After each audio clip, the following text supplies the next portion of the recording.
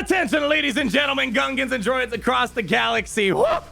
I'm actually more excited than I should be right now because, holy cow, we have the kit reveal for Aphelion, Holdo's Raddus. In the card in the top right-hand corner, we already broke down what the requirements are going to be, what the event is going to be like for Aphelion, Holdo's Raddus, but holy cow, I've been joking that if they add an ultimate ability which allows Holdo to sacrifice himself kamikaze into the opposing capital ship, I'm gonna forgive the fact that Holdo is gonna be the resistance leader for this capital ship. And indeed, ladies and gentlemen, that is the case. Again, before we do so, it's gonna be important to check out the requirements in that other video, but real quick, the things that I've bookmarked here, all these ships except the BTL ship right here are gonna be needed for the upcoming Raddus ship. Weird requirements, but I think some of these might make sense when we read the Raddus's kit. So let's go ahead and not keep you in suspense any longer, chat. Holy cow, we're on Twitch right now, by the way, so if you see a bunch of notifications on my little display, we're on Twitch live right now, so go ahead and come check out us over here with the kit reveal for the Raddus. I'm just gonna go straight to the bottom. I flipped out when I saw this. Holdo maneuver, ultimate ability with the cooldown of 10. Look at this fool, dive bombing into the opposing capital ship. We have never, ever had something of this capability in Galaxy of Heroes yet. The only thing we've had so far that really messes with enemy capital ships is the Malevolent Stun on the Ion Cannon Blaster, and holy cow, I can't stop looking at this. There's a lot of questions I will answer in regards to how does this affect Grand Arena. If you take out an opposing capital ship, what happens to your banners? What happens to subsequent ship battles in case you fail? This really opens up the gate for a lot of stuff. I'm extremely excited for what this has to offer. We're gonna read this in a second. Let's go ahead, scroll up to the very top with Aphelion Holdo. She's a very much so a support level type of capital ship. Let's go ahead and start reading the basic. Ace maneuver.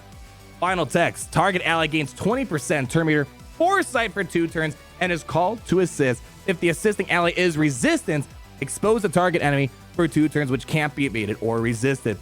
Expose is kind of a core mechanic of the resistance in terms of the character aspect. They're bringing it here as well in Foresight as well. Things like a BB-8, Aphelion Holdo, the PvP character, as well as Jedi Training Ray. Foresight plays a component. You do definitely see a replication sometimes of things like Galactic Republic characters being translated over to ships, Resistance characters being translated over to here as well. We're definitely seeing a lot of this stuff. It purely is a support ship, just trying to keep your team alive and taking as many turns as possible. We said in the video earlier today, Rey's Millennium Falcon hasn't really been that good in the game.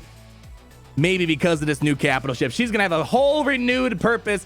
Ladies and gentlemen, special number 1, recharge deflectors, cooldown of 3, target ally gains tenacity up, oh my goodness, and deflector shield for 2 turns, and 50% turn meter, so more turn meter gains, 20% from the basic right here, 50% with this right here, and deflector shield is gonna be a new capability. Then Galaxy Heroes at the start of the turn, recover 25% protection, doubled for resistance ships. This is all about getting your team to survive as long as possible and gain foresight for 2 turns, which can't be copied. 50% extra protection being slam dunked on these ships right here because again, we have I don't know if they're going to be reworking the current resistance ships in the game, which right now we only have 3 and they're not really amazing ones. This is just giving them so many bonuses so they maybe can just sidestep having to do reworks for these ships and just go straight after, just giving them all these lovely bonuses. Outlast, where we're slowly making our way over to the ultimate ability, cooldown of 4. Dispel all debuffs on all allies. Mass cleanse is huge. Negotiator lacks that. Malevolence lacks that. Those are 2 big things right there. Massive cleanse is going to be huge, especially with buzz droids. Dazes going on.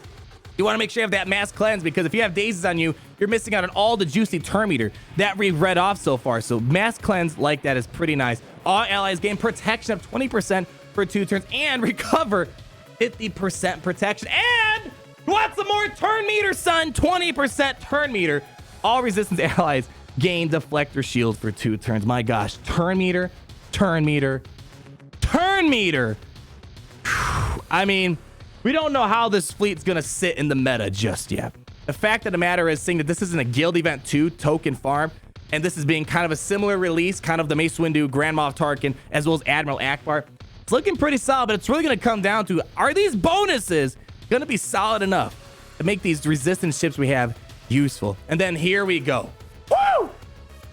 ultimate ability, Holdo maneuver, cooldown of 10. And it sounds high.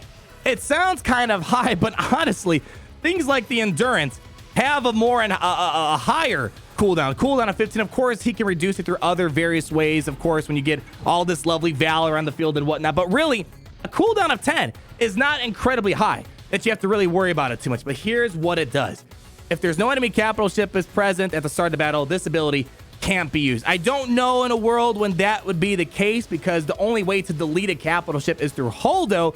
I think it's just there as a conditional. Who knows? Maybe in the future, they're going to have more capital ship destroying mechanics. I would love that. That was one of my favorite things about the classic Battlefront 2 that unfortunately the modern day Battlefront 2 doesn't do, is just being able to dismantle a capital ship and blow it up as one of the win conditions. Fantastic idea. Here's what it does though. Another cleanse ability, 2 cleanse abilities, dispel all debuffs on all allies, and they gain 100% turn meter. Turn meter. Need some more turn meter, son. Slap on some more turn meter on that bad boy. Then inflict healing immunity and buff immunity on all enemies for 2 turns. Whew.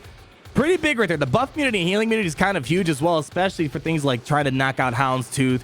Having that buff immunity will help try to stop that protection up from happening. And then sacrifice the Raddus to destroy the enemy capital ship. Then you get to call a random reinforcement if able to. So I'm guessing, because once you take out your capital ship, you're done. You can't do any more reinforcements. You have no more special abilities you can use. So you're going to call in one last reinforcement. And if I had to guess, by the time you get to this ultimate ability, you may have just barely used all of your reinforcements. You may have 1 left over. So it's just guaranteeing you can get 1 more on the field. I don't know if this is going to prevent, if you have like 5 ships in the field, will it let you get a 6th one? I'm guessing maybe, because that's where the if able to, because we've not really had a way to get like 6+ ships onto the field. It'll be interesting to see how that works out. I'm guessing it also means if you have a reinforcement, you can call it in, but if there's already 5 ships, you can't call in a reinforcement. That's my speculation right now. And then this ability can't be evaded, starts on cooldown, and its cooldown, even though it's a 10-turn cooldown, you can reduce it. Its cooldown is reduced by 1 each time a resistance ally with foresight uses a special ability. It's very much like Jedi Training Ray. Not exactly, of course. Foresight doesn't reduce cooldowns, but when you think of BB-8, using special abilities with the resistance, getting as much of the secret intel spreading around as possible, reducing cooldowns with the Jedi Training Ray leadership, very much echoes a lot of what the resistance is all about. So although this is 10, seeing that we already have 3 resistance ships in the game, we're maybe looking more at like a 5-turn cooldown, 5 to 8-turn cooldown, which is kind of on par with all the major capital ships we have in the game. If we take a look over at the game right now, the Negotiator has a cooldown of, what is it? It has a cooldown of 12. So it's kind of high, but of course there's ways to kind of speed up the process a little bit. Let's see, the Malevolence, another fantastic ultimate ability, has a cooldown of 5. So although a flat rate of cooldown of 10 seems a bit high, there are definitely ways to reduce all this stuff. But we're not done yet. There's a unique ability, Stay the Course. Resistance allies deal 40% more damage and have 75% max protection. Ladies and gentlemen, this is going to be one of the tankiest fleets I think we're going to be seeing. It's unfortunate it's not all allies, it's just resistance allies. But maybe it's a good thing, because I don't think what we need right now is the Houndstooth to get even more max protection on top of it. So that might be a good thing that they did there. And I'm guessing there's going to be more resistance ships coming into the game as they kind of set in their developer insights. And at the start of the battle, resistance allies gain, what do you know? Deflector shield and critical hit immunity for 2 turns. And whenever a resistant ally loses foresight, they gain evasion up and protection up 20% for 2 turns. And when Raddus uses the Holdo maneuver, you grant all allies advantage up, tenacity up, deflector shield for 2 turns. This is very much like old Ben. He sacrificed himself, grants a ton of buffs out the wazoo for your team times 5 bajillion. And this is what you get, ladies and gentlemen. You get a Holdo maneuver sandwich of protection and all this other lovely stuff going on. Let's read this last thing before we wrap up with a few more thoughts. I am not a fan of Amulet Hold. I do not like The Last Jedi, but I'm a man of my word. I said I'd be pretty dang excited if they did this, and they blew my expectations with this. Reinforcement bonuses. Reinforcements gain stealth for 3 turns. If the reinforcement was a resistance ally, they gain deflector shield for 2 turns. This ship does basically 0 damage. It's not like the Malevolence, Negotiator. Basically, every other capital ship does damage to some extent. This is purely a support ship that will probably support one of the most tankiest lineups in the game. And that could cause problems for things like the Negotiator as well as the Malevolence. Malevolence relies a lot on Buzz Droids. Maybe Buzz Droids might be that counter because Buzz Droid just eats away at the health, so you're ignoring all that max protection. But things like Negotiator, they don't have tools like that. They go straight after health, so it'll be interesting. I've been asking for mixing up the fleet meta a lot more. It's stale content in Galaxy that's getting better and better and better over time. This will be interesting to see how it's going to work in. Maybe Negotiator won't be good against Holdo, but Malevolence might be a better counter up against it. Maybe the Rebels will be all right against because they have a lot of cleansing mechanics, but with that sheer amount of max protection, it's bound to cause a lot of problems. Now, there's a lot of questions you guys may be having because the sacrifice mechanic, totally new. You don't know how it's going to operate, but there's a few questions in this developer insights. I'll leave links down below if you want to read every single one of these by yourself. They kind of go in a lot more detail in regards to what their intentions are. But really, the things I want to read right here are going to be the, first off, the fleet suggestions. They kind of say that we only have these 3 ships, the Millennium Falcon for Rey, the Pose X-Wing, as well as the Resistance X-Wing. It looks like there's more to come because Resistance fleets lack a dedicated tank, so they're saying use the Houndstooth. What a cop-out response. Yes, you can use Houndstooth for anything. I have a feeling there's probably going to be one more Resistance ship coming out. We saw that alleged leak showing Zori Bliss. We'll see if that's going to be maybe that one ship that's been missing. Ebon Hawk, I saw the comments so far. People aren't excited about Ebon Hawk being used. It does seem like Capital Games looked through a list and was like, let's make Ebon Hawk required because no one really has it farmed up. It's not important, but this may be a home. Ebon Hawk does not have a home right now. We may have a home finally for the Ebon Hawk to kind of show up and do its thing with Holdo's ship. And then Lando's Millennium Falcon, they're kind of saying that they recommend using it as well. So this might be great. You use your ultimate ability, use that Holdo maneuver, you crash course into the enemy capital ship, and imagine if the Millennium Falcon for Lando is the last one in. That's a great pair right there. So this, although people weren't the happiest about some of those requirements, they're not horrible. They're just definitely a bit off what we kind of expected because they're not very lore friendly. There's definitely some synergy working around there. And we want to talk about these special interactions because this is a big question. If you know in Grand Arena, let's say you kill off Jedi Knight Revan, but you lose the battle. The next time you hop into battle, the leader bonus is it's inactive. It doesn't exist anymore. So it's the same thing now because now we have to discuss this. After an enemy capital ship and the Raddus have been destroyed via the Holdo maneuver, both fleets' unique abilities will continue to persist for the rest of the battle. So just like in normal Grand Arena PvP, when the leadership's gone, you kill off the leader first, the leader is still active. That's still not going to change. However, in future Grand Arena battles, if the capital ships have been defeated, the fleet will not get bonuses from the destroyed capital ships. So let's say you do another battle. You lost against, I don't know, the Negotiator or something, but you're able to take out the Negotiator. The next time you enter battle, there will be no Negotiator lead to grant a ton of bonuses. So that's the first thing right here. The second thing I want to point out is banners. People are banner pinching. If you really want to be serious about Grand Arena, you got to banner pinch, be efficient. And how does this affect banners? The Holdo maneuver does not count as losing or destroying a capital ship in Grand Arena, meaning that you will not earn or lose additional banners, and you can still get credit for a full squad win. I gotta say, ladies and gentlemen, I'm excited.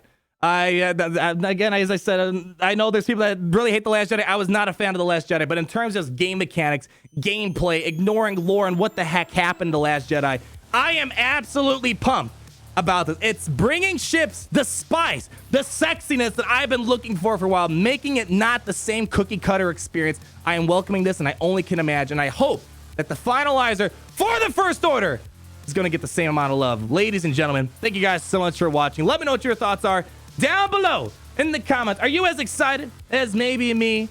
I think this is absolutely creative. I love the direction Capital Games is taking ships like this. Let's make ships more interesting. I want to love ships as much as I do for the characters. Like if you did enjoy the video, comment down below and all your thoughts, and be sure to subscribe so you're not missing a thing. Hey, and come on Twitch to hang out with us.